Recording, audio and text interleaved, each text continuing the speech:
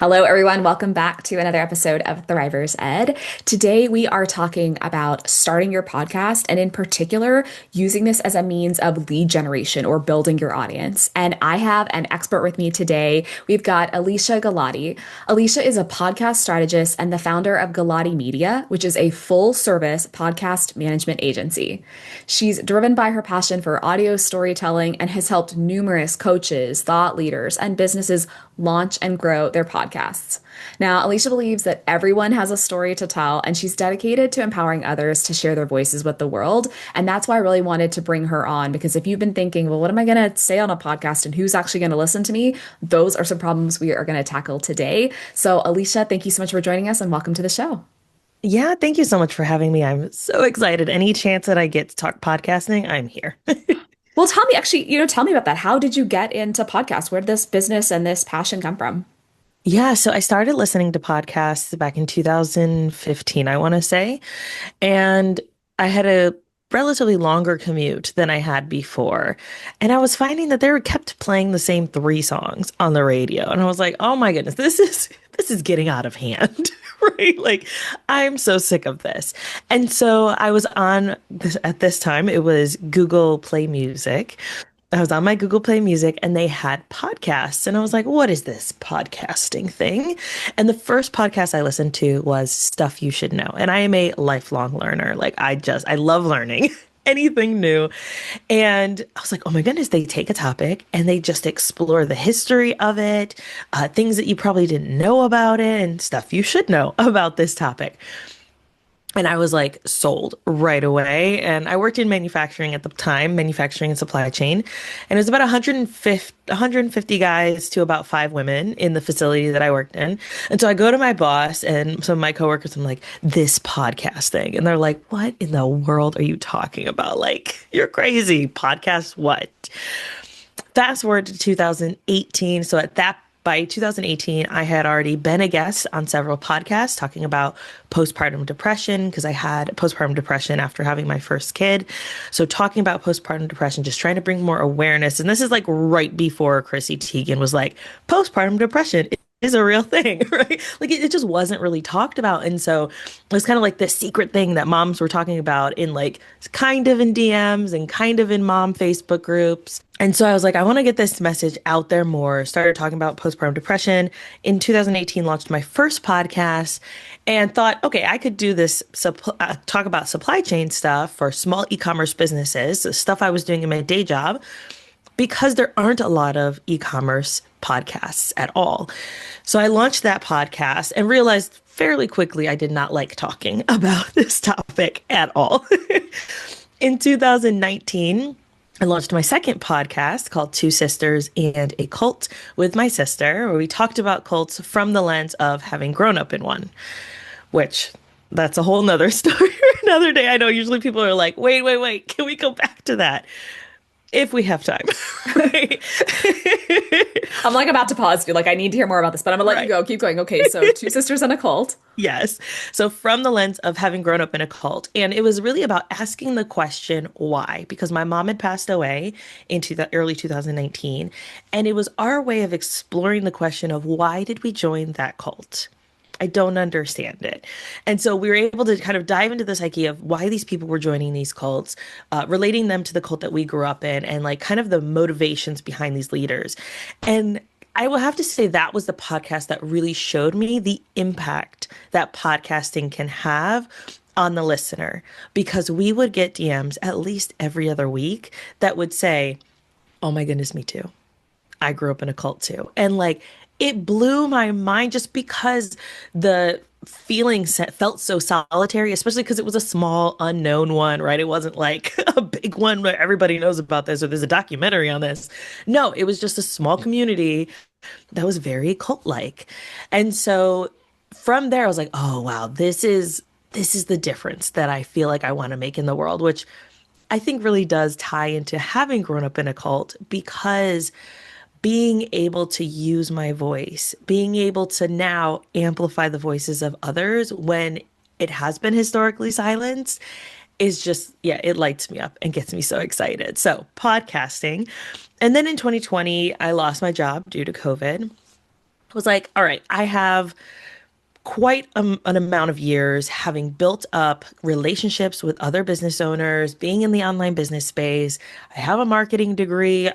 I think I could do this podcasting thing for other people, but I wanted to be kind of a one-stop shop. So someone records and then I do the rest. So I reached out to my network. I said, hey, I lost my job. Does anybody want to launch a podcast? I want to see if this is viable. And the person who was my very first client is still with us to this day, which is just so extremely special. And since then, we have launched and produced over 50 shows. We have about anywhere from 10 to 15 weekly shows, depending on the time of the year. And it's me and two other women. And yeah, it's just been really incredible. So I've had five at this point, five podcasts. I love podcasting. Wow, I'm still struggling to keep up with all the pieces that are in mine. I think until you do it, you don't realize how many little things there are. And so having someone really take that off your plate, I can understand why your client is like, no, I'm not leaving you. Like, Right. please keep doing the thing. I'll talk and then you fix everything else. So I think I know the answer to this question, but because you say everyone has a story, but I'm curious if you would think that there are people that are not maybe not it's not that they're not appropriate for a podcast, but maybe a podcast is not their next right step. And to give you some background on this question, I've heard conflicting advice between people of like podcasting is a great way to grow your audience and to get leads and clients, etc., and other people to be like, no, it's a way to nurture people that are already there, but you're not going to grow your audience really huge. So very convoluted question, but the idea there is, who is this maybe not right for? Yeah. So there was a big name business person who has courses on courses on courses. Could probably guess who I'm talking about. They had said a couple years back, everyone who has a business should have a podcast. I disagree. I think that we all have a story to tell, yes, but I don't think that everyone should have a podcast. If you are not making the money in your business that you need to be making to be able to keep your business sustainable, a podcast is not going to fix that. So focus on selling, focus on growing your business, making the amount of money you want to make. And then as you have already like you're clear on your messaging, you know your audience, you know what they're struggling with. From there, that is a great place to then start guesting on other people's podcasts to decide, do I even like talking out loud, right? You might be someone who likes to blog or do short lives, or like there's tons of other things that you can do to nurture and grow your audience. If you discover, oh man, this is so much fun. I love talking into a microphone. I like talking to myself. Or if you have someone like me, I like talking to the production company, right? Like we would have clients where they would literally stop in the middle and be like, Alicia, my cat just jumped on me. Give me a second. So like if you're fine with that, then you can hire somebody to help you. But from there, then you can decide, okay, what do I want to do with this podcast? And a podcast is a great way to grow your audience. Just know that it is a long-term game. Think of it very similarly to if you were to start a YouTube channel today. What would your expectations be? It would be very similar with a podcast where it's a slow growth. You're going to want to make connections. You're going to want to interview the right people, collaborate, and all of that, and like really focus on the strategies to then slowly grow your audience to then say, okay, 3 years from now, here is my audience and here's what I've established. But if you're not making the money you need to be making yet, please do not start a podcast. That is not going to help or save or grow your business in a way that gets it to where you want it to go. I have to say that was probably my favorite answer I have ever gotten from a question in the history of my podcast. Now, I don't have five podcasts and doing this for, 10 years now, but the fact that you just, it was a mic drop moment and I didn't want to interrupt you, but I definitely made faces over here, but it was like, don't do this if you're not making money, because there are a lot of people out there saying, okay, this is how you're making money, but how you make money is having conversations with people. Like you even said, when you were starting up your business, you reached out to people that you knew and you said, hey, does anybody want support with this? Do you know anybody who wants support with this? Like, this is what I'm doing. And here's how, I might be able to help you. And that is how you grow a business. Now, you can scale a business perhaps with a podcast. You can increase your reach, you can nurture people better, but it's not a one-to-one, if I do this, money is going to be coming in. And there are Right. so many strategies out there that really focus on, I think, these more impersonal pieces feel like we're making progress, we're moving forward, and we're doing the thing. But the podcast itself is not going to be necessarily going to change your business from no clients, no audience, nothing to Amy Porterfield. Like that's just not the path. Is that what I'm hearing? Yes, exactly. Exactly. Okay, so let's assume we've done some of the work behind our building our businesses. We have the capacity to add on yet another task. How do we, assuming we did not grow up in a cult, how do we find something to talk about? Like there are a million podcasts out there. It feels like everything has been covered. So how do we find like a fresh take or our own unique voice or style or whatever it is you call it? Yeah, so that's where being a guest on other people's podcasts is really going to help you. So you can kind of determine what are things that I really enjoy talking about? What are some things that are like, I could talk about this for hours and we could literally keep going. Which for me, that is podcasting, cults, and books, which if you can see my screen behind me, there's lots of books happening here. And so, like, those are the three things that I could literally talk about nonstop. Now, that might change, right? So, like, very similar to how I had that podcast where I said, I'm going to try this out. Let's see if it works. Actually, no, this is really boring and I don't like this at all. Give myself grace to say, okay, I'm going to stop that. And then I had like a year between where I stopped and then started the new one. So then what do I want to talk about now? What is something that I can talk about that feels really interesting? And then even from the cult podcast, we got to a point where we said cults are really depressing. And this is not really good for our mental health. We kind of achieved what we were trying to achieve. Let's move on. And I probably could have gone another 20 episodes, but I also was hosting with my sister and she was like, I can't do another 20 episodes. And so we dropped it and that's okay. And then from there saying, okay, what's next? Is it okay? It's launching other people's podcasts. And then I didn't start my podcast on podcasting for another year because my focus was the business growth and being a guest on other people's podcasts. And so you really just have to be strategic with it. Okay, one, can I talk about this a bunch? And then what is the goal that you're trying to achieve with your show? And I think that is really, really important. And that goal can change over the course of the time that you have your show. If your goal is, I want to increase my listenership and I want to increase the number of downloads I'm getting and the number of people that I'm reaching. Okay, cool. Now, here are the things that you need to focus on to achieve that. And maybe it's you have a weekly show, a bi-weekly show. That really does not matter. It's about what's the content that's in there that is shareable content that you're encouraging people to get the message out there. Now, okay, maybe your goal is to turn your listeners into leads.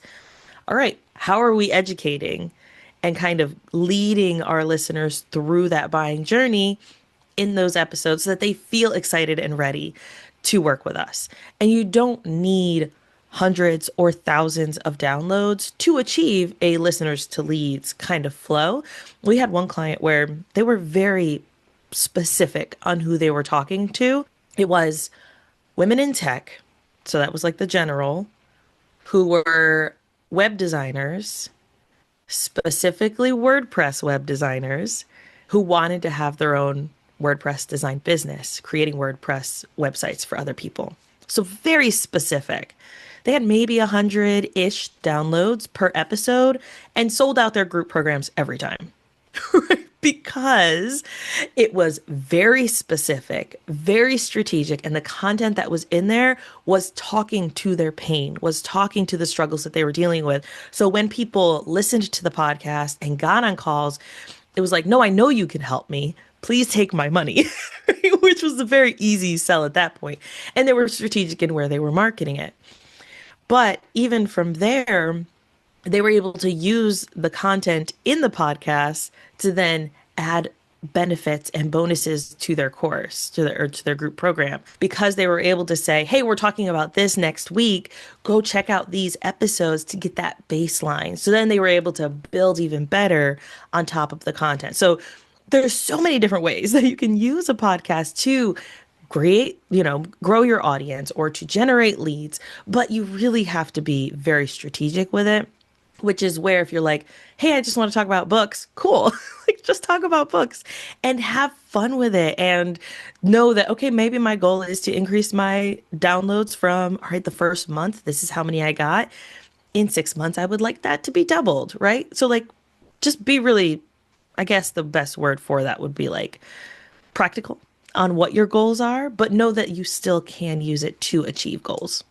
I think that's a really interesting take on this because I was actually going to ask you about, your thoughts on formats and should you have a co-host? I know a lot of people think it's, kind of comforting to bring someone on initially to have someone there and what your thoughts are around there. Or does it matter if it should be solo episodes or guest episodes or what the mix is? But what I'm hearing from you is, regardless of those other pieces, what's most important is the actual content. And are we leading someone somewhere? Because whether or not you have a guest, if the core of the content shows why you're valuable, how you help people, and moves them closer on the buyer journey, you're going to get the ultimate result that you want. Is that kind of a fair summary of what you said?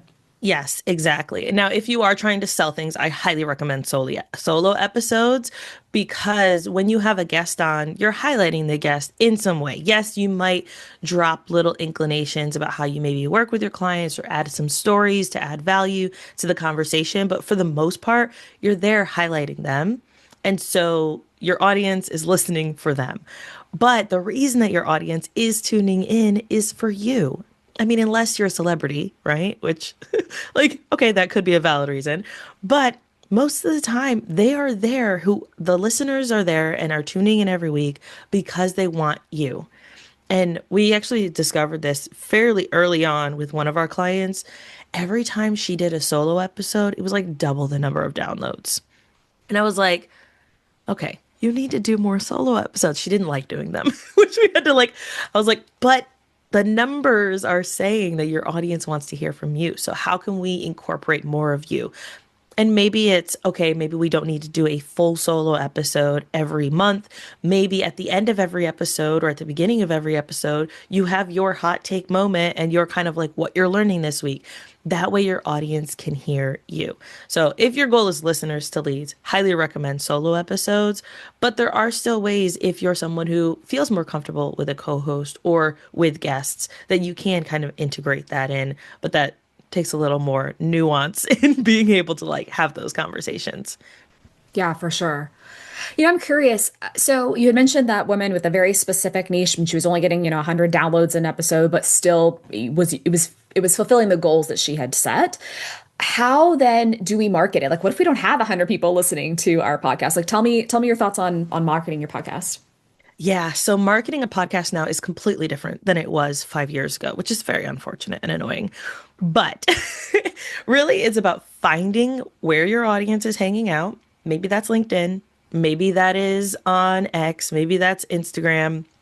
One thing that I started doing specifically on Instagram is I will invite the guest to be a collaborator. And I'm not just saying new episode who dis because it does not work. Where the goal is to like move people from the app to your podcast. And that does not always happen easily or well. And so how can I make sure that I'm grabbing their attention, holding it, creating interest to hear more of the conversation? And so what I started doing is I will create a carousel that gives highlights or hot takes or hot tips from that episode. And then I'll have the person's face on the front so it shows that it's in collaboration with someone else. Then I'll ask them to be a collaborator on Instagram. And then either at the bottom of every single one of the slides or at the end of the slides, I'll have tune into the full conversation on the podcast and I'll have the cover art of the podcast. And then they can easily go to my link in bio to then go check it out. And I'm finding that that is working really well. Letting your listeners who are actually already listening to the podcast literally stop in the middle of an episode and say, if you're enjoying this conversation, share it with someone who you know is thinking about having a podcast. Like literally right now, Marcy's podcast. If you are someone who is like, I know someone who wants to launch a podcast, send this conversation to them because it will benefit them. It is helpful for them. That is like word of mouth is still one of the best ways because we trust our friends to know what we like or we don't like. So share it with a friend. So stopping that in the middle. Asking the guest to be a collaborator is really great. Tagging them in anything that you can. And then making sure that you're sharing it in all the places, right? So it could be not that you have to create brand new content for every place, but maybe you have 3 platforms of these are the places I'm going to share. I'm going to make sure that I have it specifically tailored to those bots. And then I'm going to make sure I share it in my email list. And I've given my guest everything they need to feel comfortable and confident sharing it. So maybe your episode, the guest episode goes live in 3 months. I don't remember what I talked about yesterday. So I need to know, hey, here are the things that you talked about. And so sending your guest an email, letting them know, hey, here are the things we talked about. Here's some copy you can use to share it. Here's some graphics to share it, etc. And that will also help to grow your audience by making sure that your guest has what they need to share. Okay. And so we have a bunch of different ways that we can do things organically, and I want to dive into some of these in just a minute. But first, my question for you would be, do you have any experience and or thoughts on paid means of marketing your podcast? So I don't have experience in that. I try my best, especially because we do so much like on the back end for our clients. I try to find all the ways that I possibly can to market a show without going that route of giving companies our money. And a lot of the companies, well, a lot of my clients, their values don't align with a lot of the like social media companies. And so giving them money is not really something they're interested in. So we try to find other ways, like collaborations. But I will say, and this is one thing that I did not mention, but is the number one way to grow your podcast is by guesting on other podcasts. Right? I mentioned before, if we're on Instagram, it's a fight, right? First, the platform does not want them to leave.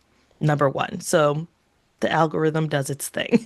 Two, they're on there for their dopamine hits, their cat videos, their controversial videos, whatever.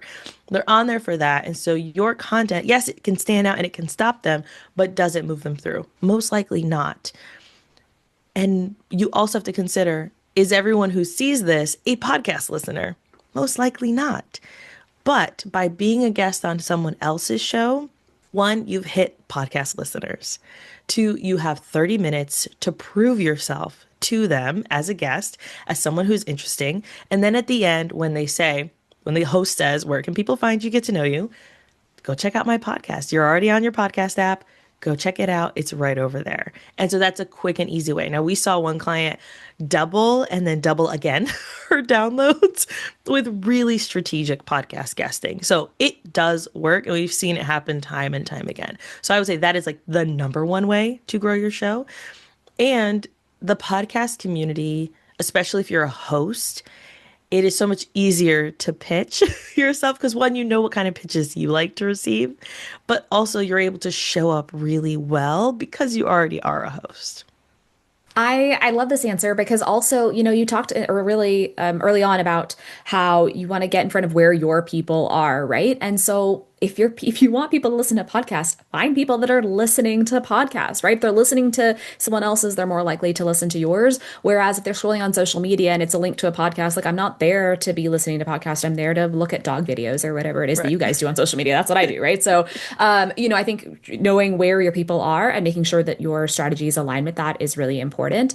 And going back to something you had said earlier, I don't want to phrase this question as a way to discourage anyone from starting a podcast, but I do, as a podcast host, and you yourself, I'm sure, can recognize that and obviously the reason you built your business is it takes more than just sitting in front of a microphone and recording something or recording a voice note on your phone, etc. There is a title, you need to have a description, you have to have show notes, you have to, maybe you turn it into a blog, maybe like you said, you're sharing it out with people and making it really easy for them to promote if growing your podcast is important to you, and otherwise why are you just having this conversation with yourself? So can you give us an idea of maybe just the pieces that are involved, and in particular what you help people, what your company helps people with? Yeah. So first, it goes into planning, right? Like, what is your goal? What are you trying to achieve with your podcast? Because then that determines the content you're creating. So once you decide, okay, this is the content I'm creating, maybe I'm going to do a 10-minute solo episode on a topic. Cool. Now, this is not even including guests and guest management or any of that. So I'm just going to keep it really simple and get through and just note the little changes if you have a guest. So maybe you need to guest management, but in this case, we have a solo episode. I'm going to, one, I got to make sure my family's quiet for it because audio quality is one of the most important parts of podcast listening. And if you do not have good audio quality, it is likely that new people coming to you, maybe your audience already knows you and they like you and they trust you and they're like, who cares, right? They're in the car today. It doesn't matter. But for new people coming in, they might have the expectations of what the audio quality should be. So make sure your environment is quiet. So I got to make sure my family's quiet and they know I'm recording for the next 40 minutes. From there, I have my script, or maybe I have an outline. I'm someone who likes to go by an outline because then I can kind of riff off of it. So I've got my outline, which I've already pre-done, right? That's work I already did it when I was planning the episode. I sit, I press record, I start going, and then I finish. From there, it goes to my team, right? And this is where like having a team or having someone help is really helpful. But this is what it would look like if I was doing it myself. Now I'm going to, because I do have a video and audio podcast, now it's going into a software like Descript, where I'm then going to go in, I'm going to add my intro card, like the video intro with the music. I'm going to add the video outro with the music. I want to make sure that it overlaps into what I start talking about. And then I'm going to go through and I'm going to edit it. And with my company, we listen to every word. So it's not like some other production companies where they say pause for 3 seconds and we'll know that we need to cut something. We actually listen to every word. And if the guest says something that does not make sense or add value, or maybe they like go off on a tangent about a story that's like, what are we do? What are we doing here, guys? Then we cut that out because we want to make sure that the listener gets everything they need in the allotted time that they've given us. And so we cut it, we clip it, whatever. So now I've cut it down to what it needs to be a coherent message from the start of the episode to the end of the episode. Now I need to go in and I'm going to pick an SEO friendly. And when I say SEO, for anyone who does not know what that means, search engine optimized, meaning Googleable. And so if someone is on their podcast app and they're searching for this topic, I want my episode to come up. If I do not do this part, I will not be able to find, these new people will not be able to find my podcast, which then lessens the ability to reach new audiences. So I want to make sure I have an SEO friendly title, an SEO friendly description. I also put it on my website. So now we're moving into audio and videos done. We're moving into the copy side. I put a blog post up on my website. And it's not just the show notes, it's an actual blog post. And so I take my transcript, I clean it up, I add headers, I do everything that I need to. Maybe I take out things that make more sense verbally spoken versus written, and I'll tweak those. So I've got my title, my description, my blog post. I also run it through a transcription service so that I'm able, like, Descript does give you a transcript, but this transcription thing, I use Otter. It also has the ability to then use an AI bot to then create social copy or email copy or things that I'm like, all right, just give me a baseline. And then from there, I can edit it however I need to. It's not a simple copy and paste ever. Because usually, even if I say, put it in Alicia's tone, they're still like, woo, left field. So we got to make sure we edit what AI gives us. Just saying. So I have title, description, blog posts, social captions, and I try to ask for a few. Maybe it's connection or community building, or I'm trying to sell something, whatever it is. Then I'll also have the email copy because I want to make sure that I email it to my email list of like what the topic is that week. So that's my copy that I've got. Then I go into graphics. So because we want our podcast apps to showcase this, we want to make sure that we have the right graphics for this. So each episode has its own cover art. That's not your podcast cover art. It's like episode this number 192. Here's the guest's face. Here's my face, whatever. And then here's the title of that episode. So then I can have that in my player as well. So I have that. I have the carousel that I mentioned before where I'm like, okay, here's all the steps that you need based on the conversation. I have my YouTube cover art that I need to make sure is created as well. And then I have like a quotable because I want to make sure that there's some nice, fun, fancy quotes for myself or my guest. I also add Pinterest graphics because on my blog, Pinterest is one of the number one drivers for my blog posts. And so I want to make sure I've got Pinterest graphics. So then my automation on Tailwind can know, hey, these are new graphics for the blog. Let's go ahead and add these to her boards on that end. So from there, I have finished that. Now I got to post it. So I'm posting it on the app. I'm posting it on Buzzsprout, which is my podcast hosting platform. They then push it live to all the apps, depending on what day I schedule it for. Make sure I got my podcast description, my title, and my episode artwork. I then go and take the video and I'm putting the video up on YouTube. I'm scheduling the blog post, I'm scheduling the email, and then maybe I'm scheduling the social media posts, or maybe I decide to do those on the day that the episode goes live.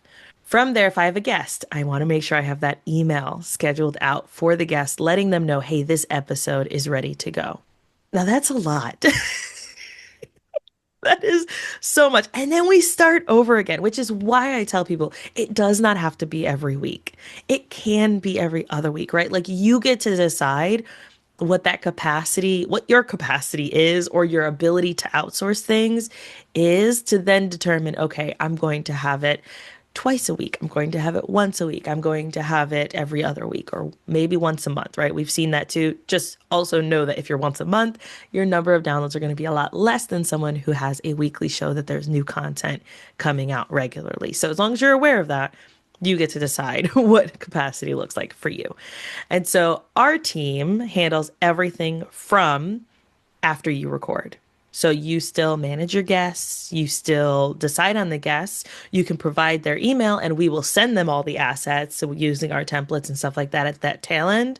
But everything up to then, at the recording's done, we handle everything from there. Now, also strategies included, because I don't just want to say, all right, you handed me the thing and it's not really achieving your goals, but okay, I'll do my work, right? Like that doesn't feel good to me. And so strategy, like monthly strategy is included of, okay, what are your goals? What are you trying to achieve? Here are things that we can tweak. Here are things that we can change. Here are things we need to focus on a little better. It may be in the content side. Here are things we're doing on our end to make this side better. And so that's really important as well. So that is the stuff we handle. I mean, it's a lot, right? And I think people they don't know what they don't know, and it's not until you dive into this. And I think that also goes back to your earlier point of like, don't do this if you're not bringing in money, because all of Right. those pieces take a lot of time. Actually, I mean, they don't. It's just a lot of pieces. Like, pulling show notes or a transcript and a title. You can use AI to support you, but Right. it's still a lot of things that you need to keep track of, and that's time that you're not working on revenue generating activities. You're not actually Yeah. selling anything from this particular step, and it doesn't require you to do it. And this is something I talk to my clients about all the time. It's just knowing where your energy is really best spent. And so, does this make sense for where you're at in your stage of business? And is it the best use of your time? Or what could you be doing in those 1, 2, 10, 20 hours to change what that bottom line actually looks like? So I think knowing that there are a lot of pieces, yeah, can seem scary, but there's definitely support for it. And I think people should go in eyes wide open into what it is that it's really involved, because Yeah. your podcast isn't going to take off if you do 1 or 2 episodes and you're like, oh, it's just too much work. I can't do this, right? Like it's Yeah. just too much. I'm really interested in this strategy piece. So do you maybe have any examples from your clients where you, through working with them, were able to see? I mean, I know you actually already mentioned one where like they doubled and then doubled listenership again. Like tell me something that you've been able to see happen in your business. Yeah, so when we were working with one client specifically, when we're launching with someone, which we do all the pieces of and like beginning to end and like help them, and we do market research for it. And so one of the things in the market research that we found was like, they wanted to do a podcast on GMOs. And we're like, okay, cool. But from the market research, we were able to decide, actually, I think this would make more sense as a limited series. It does not make sense to have an ongoing show on GMOs. There are no ongoing shows on GMO. It's episodes here and there. And so, how can we make sure that one, we set you up for success because we don't want to promise something that does not make sense, but then also here's some potential guests that you can have on and pitches you can make and etc. And so from there, it set us up for success because we were able to then do what we needed to do and get them the results that they wanted. But then also it allowed her to feel more comfortable and confident, like, okay, there's an end to this. And there's nothing wrong with that, right? I think that a limited series or a shortened idea of a podcast is a great way to start if you don't have one yet and you're kind of thinking the idea over. Another person we saw that this was from a strategy session specifically, not from a client. She had a podcast that was over 250 episodes, and she was like, I am not getting clients from this. What do I need to do? I need to do something different because it's not working. What do I need to do? And I could tell from the conversation that her heart was no longer in her podcast. I was like, okay, well, what's your goal? Goal is to get clients from your podcast. Looking at the guests you have on now, the content you're talking about now, I can understand why you're not getting clients because you're highlighting all these people and you're putting all of this effort and energy into making these connections, which might have served you 100 episodes ago, but is not your goal right now. I would recommend actually sunsetting that podcast and starting a new one that is solos only, right? Because she didn't want to keep doing it. If she was like, I love having these conversations, but it's not achieving, then I would say, all right, have a separate podcast that has the solo episodes or integrate them into every other week. She has solos, but her audience she had built on this one just did not translate to her business. And so I said, sunset this podcast and then start another podcast where it's just you talking about the things you do and really being able to understand, like, tell your audience what they're struggling with and how you help them. Within 2 months of launching her new podcast, now, also remember, she had an established audience. She'd been growing her business already. She was able to get a client from that new podcast. And it was specifically someone who had said, I started listening to your podcast. Right. And so being able to see that through line. So things like that, where we talk about, okay, what is working, what is not, what makes sense for you as a person, or are there shifts that we need to make? I mean, we have several clients that have been with us for years. And so now we're kind of at that point where it's like, does a rebrand make sense? What do we need to do to shift to, because we're not the same people we were 3, 4 years ago. What needs to happen to make sure that our audience is still moving in the right direction and new people coming in understand what we're about because it might not be what we were about 3 years ago. And so right now we're in that kind of strategy of like, all right, what needs to shift? What do those rebrands look like? Let's plan that out. How are we shifting the content? How are we letting our clients know, etc. So yeah. Wow, that is a lot. I can see why you and your team would be so valuable because again, there's so many pieces, but it's not just like like a virtual assistant that's just going to cut out all the Right. ums and ahs. We're going beyond that to be like, well, who's actually listening to these ums and ahs on the back end, right? Like, why are we doing this? It doesn't make sense for us. Do we need to pivot? And is this aligned with our strategy and goals? I think that's fantastic. Alicia, this has been so fantastic. I've loved this conversation. Tell me if someone is thinking about a podcast, already have a podcast, whatever it is, what's your Thrive in 5 for today? What do you want them to take away? Yeah.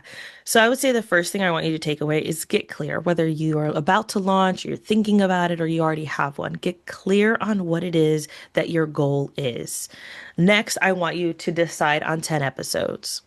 Like just come up with 10 ideas, even if you already have one. What are maybe 10 solo episodes that you could do that you feel comfortable and confident to talk about? And if you're like, actually, I don't, and you already have a podcast, then it might be time to sunset it and do something else. And that is okay. The next thing I want you to do is find your people. Are you marketing your content or are you talking about your business in places that don't really make sense for what you're trying to talk about? Also, guest on some podcasts, whether you're thinking about it or you already have one. It is a great way to grow your audience, but it's also a great way to test out your message and see if it aligns with people. And from the conversations, you can ask the person, hey, can I get a transcript of this? And then you can create tons of your own content from the questions that that person asks you. And then finally, consider your capacity. I think so often as business owners and as content creators, we think I have to show up the same amount as someone else. But maybe you're burning yourself out and you need support or you need to dial it back, right? I don't think that everyone has to hire someone like me or should hire someone like me. Maybe it's just a matter of dialing it back a little bit, taking a break or batch recording so you do have capacity to take a break, kind of tap into your creativity, do something different, but consider your capacity. What is it and where can you maybe get some support or move it back so you don't have to get support if that's not in your budget or doesn't make sense for you. So those are my 5. I love that. Alicia, if someone is out there either thinking that they want to start a podcast and they want to get started on their right foot and not have to worry about a rebrand later, or they just want support looking at rebrand strategy, whatever those pieces are, and they want to connect with you, where should I send them? Give me all the places.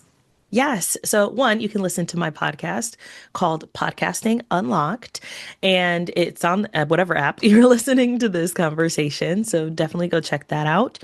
And then, if you're someone who wants support around it, I'd highly recommend going to helpmypod.com. Try to keep it easy. It's sometimes it's difficult to spell my name. So helpmypod.com.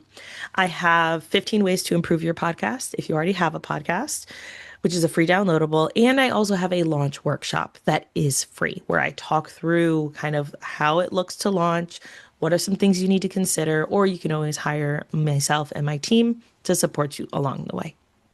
Alicia, thank you so much. Okay, I have one last question for you, listeners. You can't see this obviously if you're listening to the podcast, but Alicia's wearing a shirt that says "I closed my book to be here," and I feel very honored as a past librarian. So tell me, what are you reading right now? Oh my goodness. Okay, so I just finished a book called Venomous by P. Fletcher. It is a dark sci-fi white shoes romance, kind of. Okay. And I read a lot of romance, probably around 250 books a year. I love to read it. So my husband got me this book or this sweatshirt for my birthday because he knows like if I show up somewhere, I close my book to be here. And so yeah, that's something I just finished and it was a doozy. It was 590 something pages. It was quite extensive. But I enjoyed it. I gave it 4 stars. 4 stars. All right, great recommendation. You put me to shame. I actually was in my Goodreads app this morning, and it's like you're at 35 books for the year, and I'm like, okay, so we gotta get this picked up. I used to read a lot more, and this is just inspiring me to go out and pick up something new. I think it falls off when all I'm trying to do is learn. If you read a lot of business books, it can be really hard to fall back in, and it's just a great reminder that like not everything has to require your full attention. Like there's still Right. some fun stuff out there that we can go do. Alicia, thank you so much for being here. I'm gonna make sure that all of your links are in the show notes, and it has been an absolute pleasure. Thank you for having me. I appreciate you.